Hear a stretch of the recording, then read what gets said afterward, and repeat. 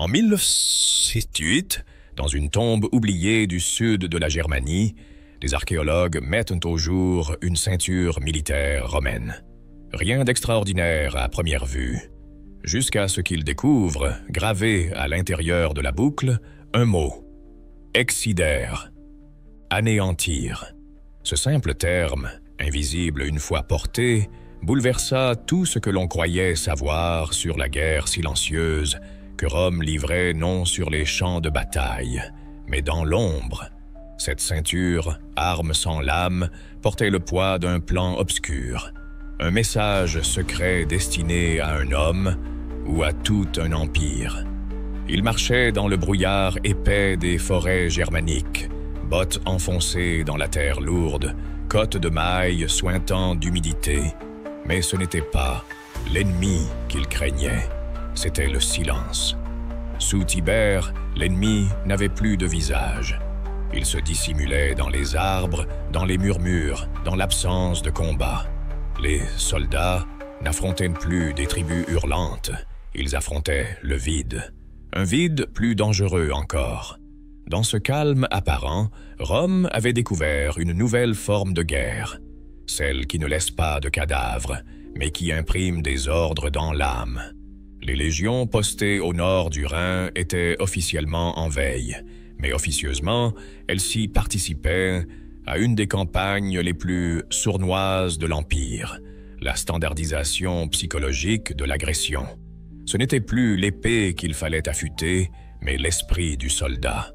La réforme naquit discrètement, loin des sénateurs, dans un atelier d'armement militaire à Lugdunum.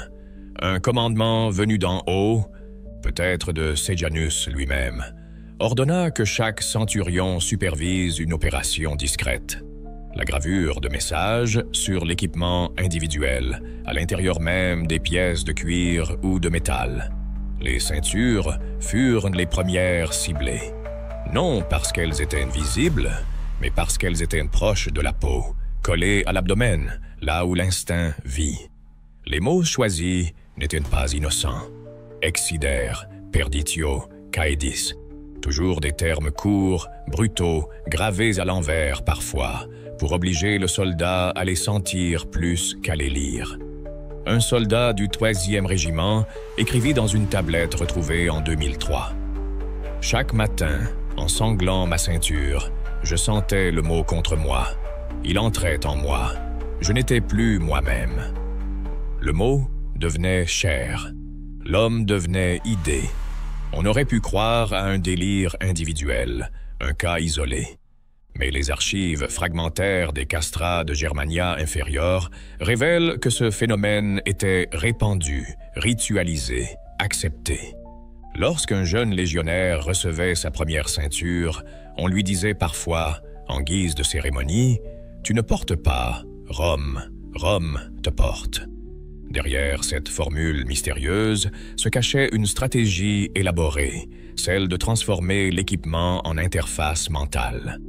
La ceinture n'était plus un accessoire, elle devenait une interface de conditionnement.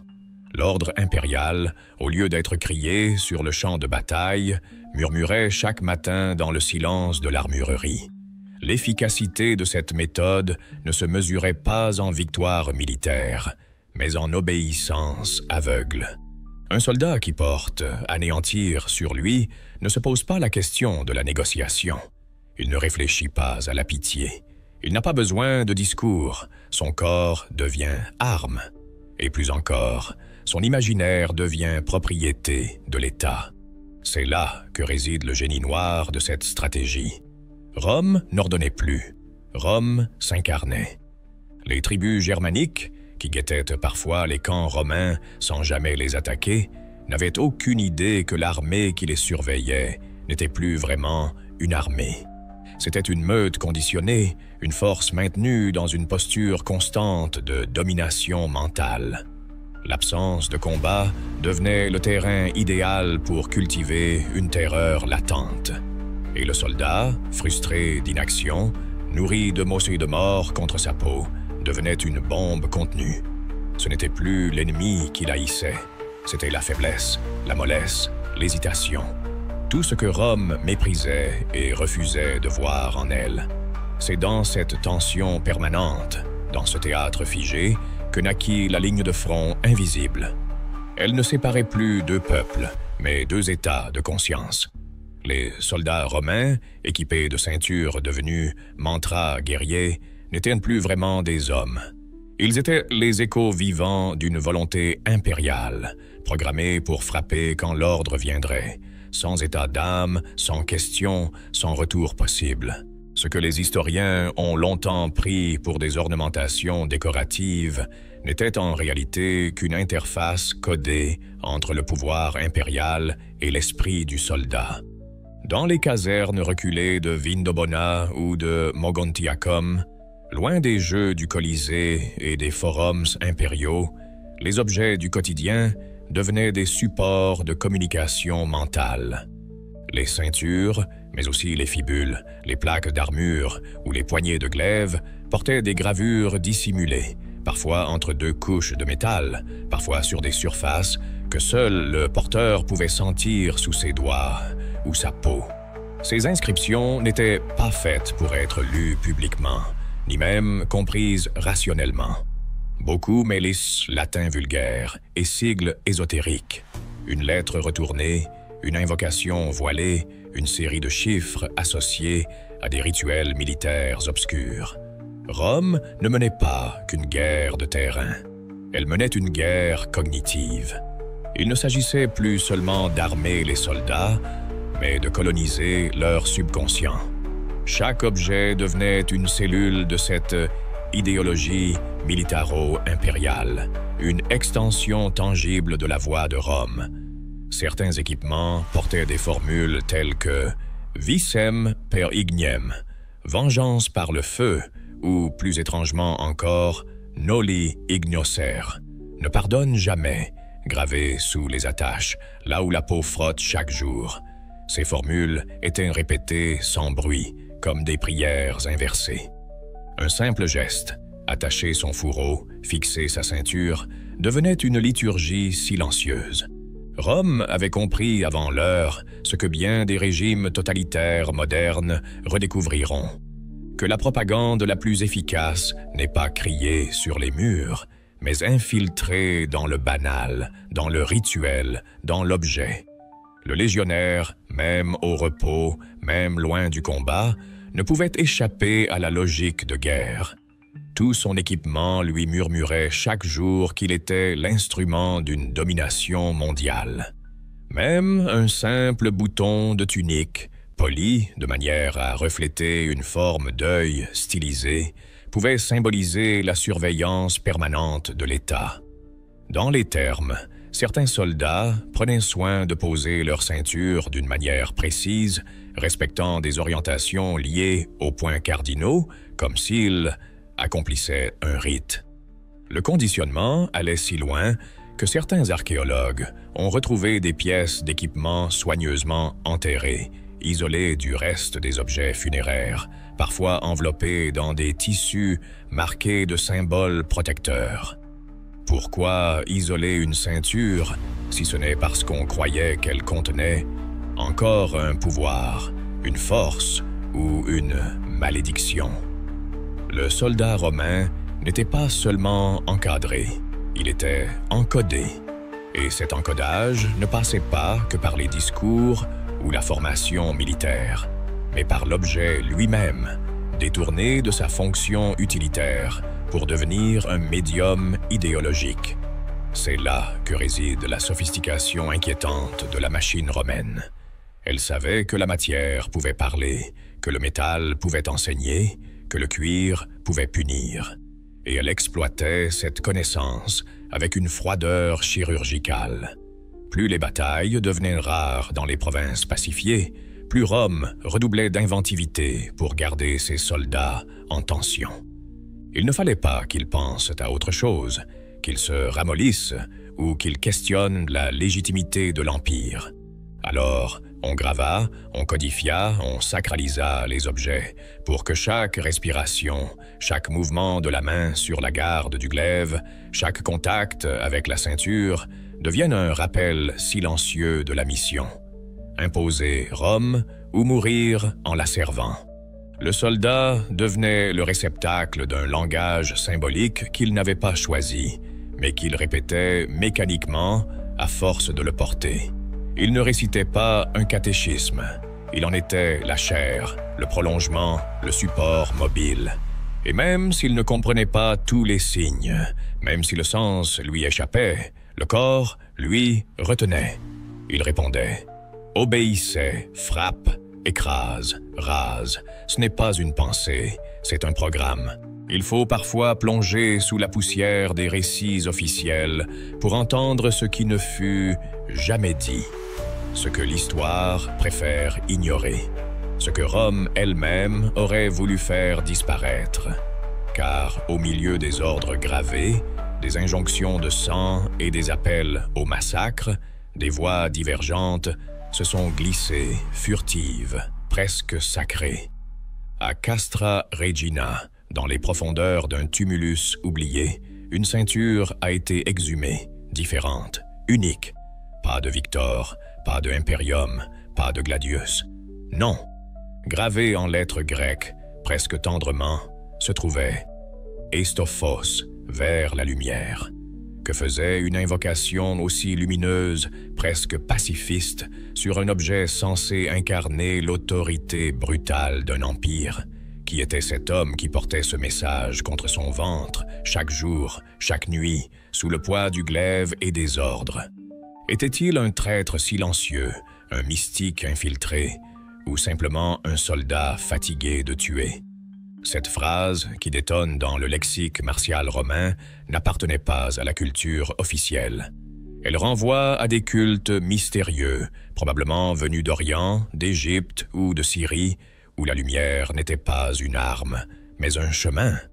L'homme qui grava cela le fit en cachette, à l'abri des regards, dans le silence pesant d'une nuit sans lune. Il défiait, à sa manière, la structure de commandement. Non pas en désertant, non pas en criant, mais en inscrivant une pensée interdite contre sa peau. Ce geste simple, presque insignifiant, devient un acte de guerre, non contre l'ennemi, mais contre le système. L'histoire ne l'a pas enregistré. Les annales ne parlent pas de ces soldats qui doutaient. Et pourtant, ils ont laissé des indices, des fissures dans le vernis de la propagande. Des ceintures retrouvées à Vindonissa et à Lims montrent des lettres partiellement limées, effacées, comme si quelqu'un, juste avant une inspection ou une bataille, avait voulu effacer son propre cri. Le cuir brûlé à l'acide, le métal gratté jusqu'à la déformation. Ces gestes ne sont pas des accidents. Ce sont des actes de censure personnelle, de survie mentale. Car penser autre chose que ce que Rome ordonnait, c'était risquer l'exclusion, la punition, la mort. Mais ils l'ont fait quand même. Certains mots, comme spes, espoir, ou amor, amour, ont été retrouvés à moitié dissimulés, derrière des plaques de bronze ou sous des couches de suie. Parfois, un nom grec, féminin, inscrit à l'envers, comme un talisman intime. Rome croyait conditionner ses soldats, et elle y parvenait souvent. Mais elle ne contrôlait pas tout. L'âme humaine, même enfermée dans l'armure la plus rigide, cherche toujours une brèche. Ces objets de guerre sont devenus, à l'insu du pouvoir, des journaux muets, des prières secrètes, des cris étouffés. Une minorité de soldats n'obéissait plus qu'en surface. En eux, une guerre parallèle faisait rage, celle entre la loyauté et la lumière, entre l'ordre et la vérité. Il ne s'agissait pas de rébellion physique, ni de mutinerie, mais d'une dissidence spirituelle. Et cette dissidence, discrète, souterraine, traverse les siècles dans la texture même des objets retrouvés. Un musée de Vienne conserve aujourd'hui une plaque d'armure sur laquelle, à l'aide d'un instrument minuscule, quelqu'un a gravé une étoile à 6 branches, symbole interdit à l'époque, associé à un culte pré-judaïque interdit dans l'armée. Pourquoi prendre un tel risque? Parce qu'écrire, même en cachette, c'est se rappeler qu'on existe encore, que l'on n'est pas qu'un rouage, qu'un glaive parmi tant d'autres. La vraie bataille, ici, ne se jouait pas contre les Germains, ni les Dax. Elle se jouait à l'intérieur, dans la friction entre le devoir imposé et la conscience éveillée, entre la violence attendue et le rêve de lumière. Contrôlait pas tout. Ce que ces objets racontent, une fois débarrassés de la poussière officielle, c'est la complexité humaine derrière le casque. La tension brûlante entre ce que l'on attend d'un homme et ce qu'il se permet encore de croire. Il n'y a pas de traces de procès, pas de nom, pas de martyrs, juste ces gravures, ces absences, ces silences inscrits. Et c'est peut-être cela le plus dérangeant, savoir que dans le vacarme de l'Empire, certains murmuraient encore. Il n'était pas qu'un soldat. Il était un symbole, un instrument, un sanctuaire ambulant de la volonté impériale. Chaque homme enrôlé sous l'aigle romain n'entrait pas seulement dans une armée. Il se dissolvait dans une mécanique politique où son corps, sa pensée et sa foi devenaient propriété de Rome. Et cette possession n'était pas brutale, pas immédiate. Elle était méticuleuse, presque liturgique. Cela commençait par l'équipement, glaive, bouclier, casque et surtout la ceinture, non pas parce qu'elle tenait le reste, mais parce qu'elle touchait ce que Rome visait en premier, le centre nerveux de l'homme. L'estomac, l'instinct, le ventre, là où la peur germe et où la rage prend forme. En gravant sur cet objet des mots comme « domina », « persevera » ou « gloria per mortem », Rome n'imposait pas simplement un code moral. Elle scellait une foi. Une foi non pas en une divinité supérieure, mais en l'ordre, en la mission, en la supériorité absolue de l'Empire. Le soldat devenait alors plus qu'un instrument de guerre. Il était un témoin sacré de l'hégémonie, un prêtre armé au service d'un culte sans Dieu. Pourtant, dans cette perfection froide du système, des fissures apparaissaient. Elles ne venaient pas de l'ennemi, mais de l'intérieur. Les tablettes de bois, rares vestiges des pensées intimes des légionnaires, parlent sans détour. Cauchemars récurrents, perte d'identité, sentiment d'étrangeté envers son propre reflet. L'un d'eux écrit « Je suis la main qui frappe, mais je ne sais plus qui tient le bras. » Derrière cette phrase, c'est l'effondrement de l'individu qui s'annonce. Car à force de porter la devise de l'Empire sur soi, le soldat finit par ne plus se reconnaître en dehors de la mission. Il devient mission. Il devient Rome. Mais que reste-t-il quand l'ordre se tait, quand la bataille cesse, quand la voix du centurion ne résonne plus? Le vide, un vertige identitaire, un effacement progressif de soi. L'homme-outil n'a pas de permission mentale. Il ne rentre jamais vraiment chez lui. Même loin du camp, même en repos, les mots gravés sur la ceinture continuent de vivre en lui comme des parasites. Il pense comme on lui a dit de penser. Il ressent ce qu'on attend de lui. Le soldat, initialement enrôlé pour défendre, devient un fantôme de commandement, incapable de formuler un doute sans en avoir honte. Cette mutation stratégique est brillante dans sa mécanique. Une armée qui n'a plus besoin d'être surveillée, car chaque homme devient son propre surveillant. Mais c'est aussi un suicide émotionnel. Et Rome le savait.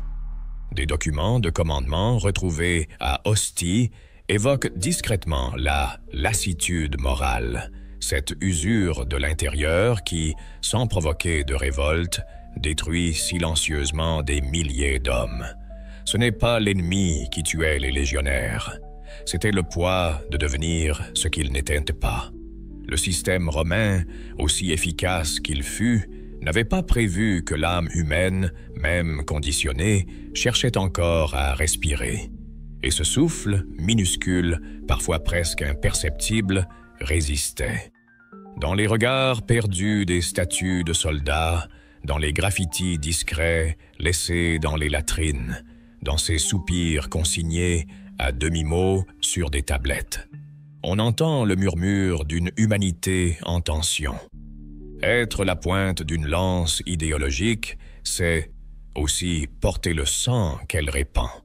Et ce sang, même glorifié, même justifié, colle. Rome ne l'avait pas, les consciences. Elle les enveloppait de gloire pour étouffer les remords. Mais les objets, eux, parlaient encore. La ceinture, à force de presser contre la peau, finissait par graver les mots dans la chair. Et dans cette chair marquée, parfois, renaissait une pensée. Suis-je encore un homme ou seulement l'ombre d'un empire?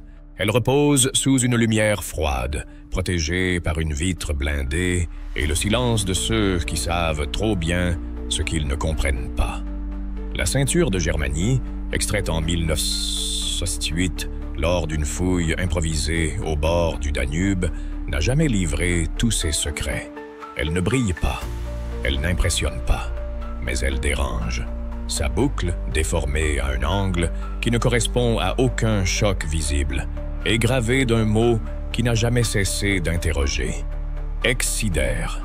6 lettres, nettes, entaillées comme à la lame d'un rasoir, à peine visibles à l'œil nu, mais dont l'impact dépasse la simple gravure.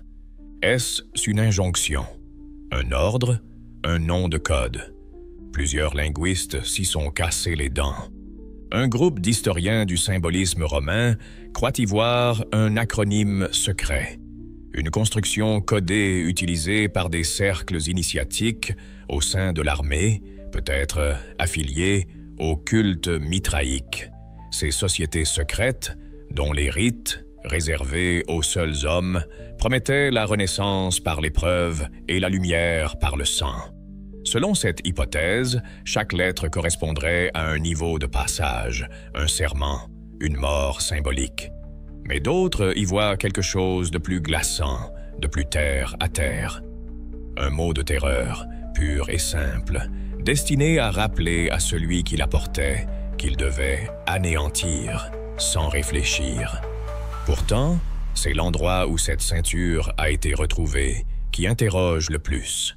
Non pas dans un champ de bataille, ni dans une fosse commune, mais dans une tombe isolée, creusée à flanc de colline, soigneusement scellée, entourée d'objets symboliques, disposés selon un schéma précis. La ceinture n'était pas simplement déposée sur le squelette. Elle avait été enroulée autour d'un petit coffret en bois contenant des fragments d'écriture, indéchiffrables, rongés par le temps, mais disposés avec la minutie d'un rite. Et surtout, le tout avait été enveloppé dans une peau animale, probablement de mouton noir. Un détail qui n'évoque aucune pratique militaire connue, mais rappelle certains rituels d'initiation, du culte de Mithra. Rien n'était laissé au hasard. Pas même la position de la boucle, tournée vers le sol, comme pour cacher ce qu'elle disait, ou peut-être pour le protéger. Ce soldat, si c'était bien un soldat, n'avait pas voulu qu'on découvre cet objet. Il avait pris soin de l'enterrer comme une relique ou un fardeau. Était-ce une punition? Un geste expiatoire, comme le laissent entendre certaines sources funéraires où les objets porteurs de fautes étaient ensevelis loin du camp? Ou bien était-ce un acte de fidélité ultime, le signe d'un engagement qui allait au-delà de la mort elle-même? Certains chercheurs avancent que cet homme appartenait à une branche radicale de l'armée, vouée à des missions de dissimulation, d'exécution, d'opérations dont Rome ne voulait jamais entendre parler. Ceinture d'élite, ceinture de l'oubli, ceinture du silence. Ce qui trouble le plus, c'est que dans les décennies qui ont suivi sa découverte, plusieurs autres objets similaires ont été retrouvés dans d'autres régions frontalières. À Augusta Vindelicorum, à Aquincum, à Sirmium. Toujours les mêmes marques subtiles, toujours le même mot, ou des dérivés mutilés, effacés à moitié comme si le message ne devait jamais être lu en entier. Un ancien militaire, devenu conservateur dans un musée bavarois, affirma un jour, hors micro, que ces pièces formaient un puzzle, une géométrie de la mort, selon ses mots. Mais la recherche s'est tue. Les financements ont cessé, les pièces ont été dispersées, et la ceinture de Germanie, celle par qui tout a commencé, reste figée, isolée derrière son verre, trop précieuse pour être oubliée, trop dérangeante pour qu'on en parle. Elle n'est plus un simple artefact, elle est une faille dans la narration officielle, un objet qui dit quelque chose que l'histoire elle-même n'ose pas nommer. À chaque regard posé sur elle, une question subsiste. Pourquoi cet homme a-t-il emporté ce symbole dans la tombe? Était-ce par crainte d'être retrouvé, par désir de garder un secret, par loyauté à une cause que nous ne comprendrons jamais, ou parce que ce mot « excider » ne s'adressait pas à l'ennemi, mais à lui-même? La guerre romaine ne se jouait pas seulement sur les champs de bataille, elle se glissait dans les objets du quotidien, dans le cuir d'une ceinture, dans le métal d'une boucle, dans un mot que nul ne devait lire, sauf celui qui le portait. Et si les légions ont conquis le monde, c'est peut-être parce qu'elles portaient, invisibles, des armes bien plus puissantes que leurs glaives, des idées gravées à même la peau. Alors, la vraie question est celle-ci. Combien de soldats ont porté une guerre intérieure que l'histoire a préféré oublier?